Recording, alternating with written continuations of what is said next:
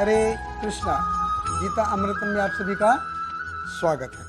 तो हम आ गए हैं भगवत गीता अध्याय 2 श्लोक क्रमांक 34 पे।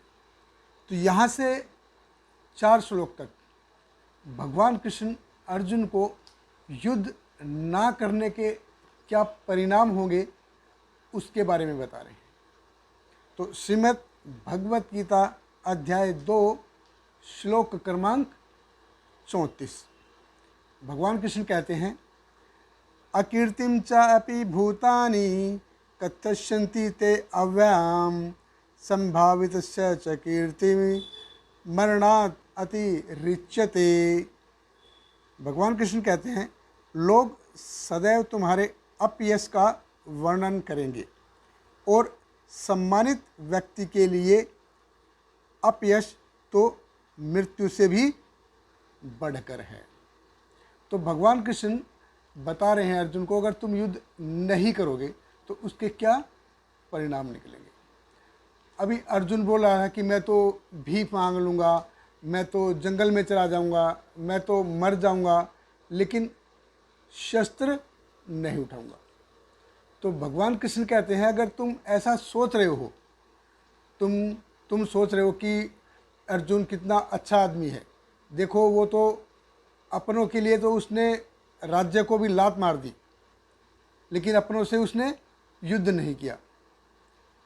लोग सोच रहे होंगे कि अर्जुन बहुत अच्छा आदमी था, लेकिन भगवान कृष्ण कहते हैं कि तुम हथियार उठाते हो या नहीं उठाते हो वो छोड़ दो, तुम्हारे बारे में लोग बात क्या करेंगे, वो तुम्हें कैसे सोचेंगे, कैसे देखेंगे तुम्हारे बारे में। अगर तुम लड़ाई शुरू होने से पहले ही, युद्ध शुरू होने से पहले ही शुरू में ही हथियार छोड़ दोगे तो लोग तुमको कायर कहेंगे, भगोड़ा कहेंगे कि तुम में गट्स नहीं है। तुम्हारे पीछे छोड़ दो, तुम्हारे मुंह पे बोलेंगे।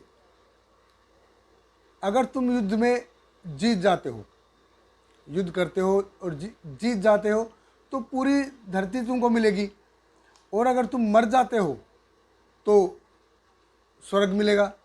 लेकिन अर्जुन को ये सब करने के लिए गट्स नहीं है। अर्जुन का जो मोह है, मन है, वो पूरा मोहग्रस्त है।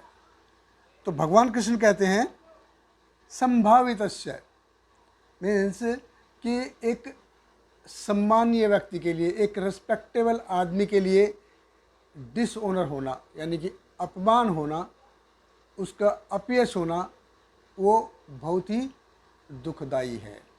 ये तो उसको मरने से भी बुरा है कि किसी सम्मानित व्यक्ति का अपमान हो जाए तो उसको ऐसा लगेगा कि इससे तो अच्छा है कि मैं मर जाऊं। तो एक बार अर्जुन ने युधिष्ठिर महाराज का बहुत अपमान किया था, उनको बहुत बुरा भला बोला था कि तुम्हारे कारण ही है हमको जुआ खेलना पड़ा, तुम्हारे कारण ही है कि द्रौपदी का इतना अपमान हुआ, तुम्हारे कारण ही है कि हमको ऐसा दिन देखना पड़ा, तुम्हारे कारण ही है कि दुर्योधन अभी तक जिंदा है। इतना बुरा भला कहता है, बहुत अपमान करता है युधिष्ठिर महाराज का।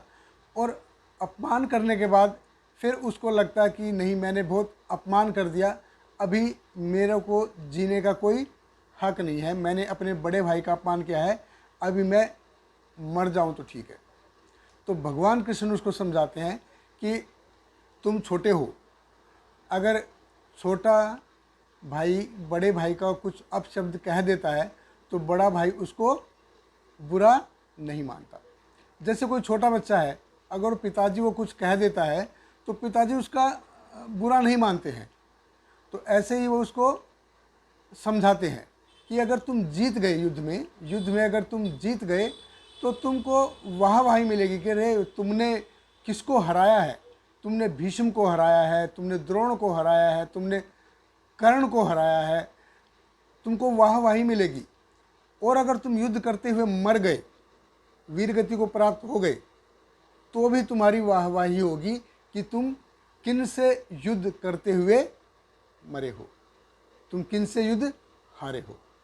तो अगर तुम अभी लड़ाई नहीं करते हो तो लोग बोलेंगे कि देखो कृष्ण जैसा भी इनको सही बुद्धि नहीं दे पाया। मेरी दोस्ती के नाम पे भी बदनामी होगी कि कृष्ण जैसा इनका दोस्त है और वो भी उसको सही बुद्धि नहीं दे पाया। भगवान कृष्ण कहते हैं देखो मैंने रण छोड़ा, मैंने युद्ध छोड़ा तो मैं रण छोड़ कहलाया, तुम नहीं।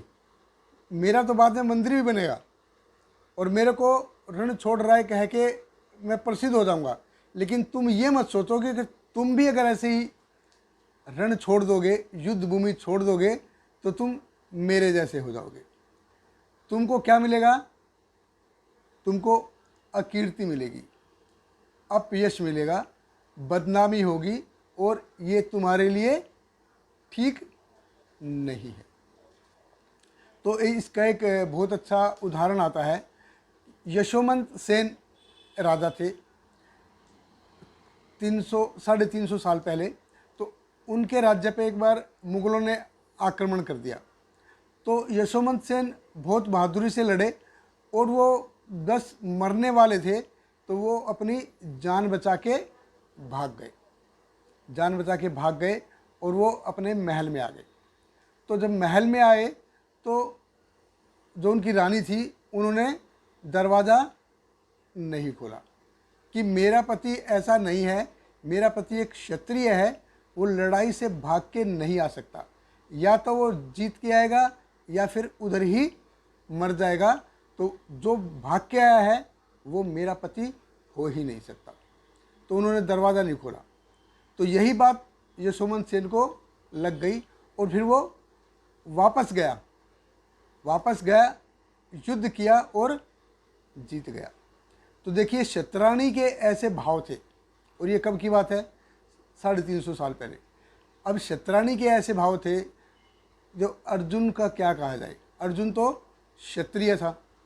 भगवान कृष्ण कहते हैं कि तुम जिसके लिए युद्ध छोड़ रहे हो, भीष्म, द्रोण, कर्ण, जिनके लिए तुम युद्ध छोड़ रहे हो वही एक दिन तुमको कायर करेंगे, वही तुमको हिजड़ा बोलेंगे, तुमको तुम्हारे मुंह पे तुम्हारी बदनामी करेंगे कि तुम उनसे डर के भागे हो, तुमने उन पे दया नहीं दिखाई है, तुम उनसे डर के भाग गए हो और तुम युद्ध भूमि से दूर जा रहे हो, यानी कि युद्ध में तुम हथियार नहीं उठा रहे हो।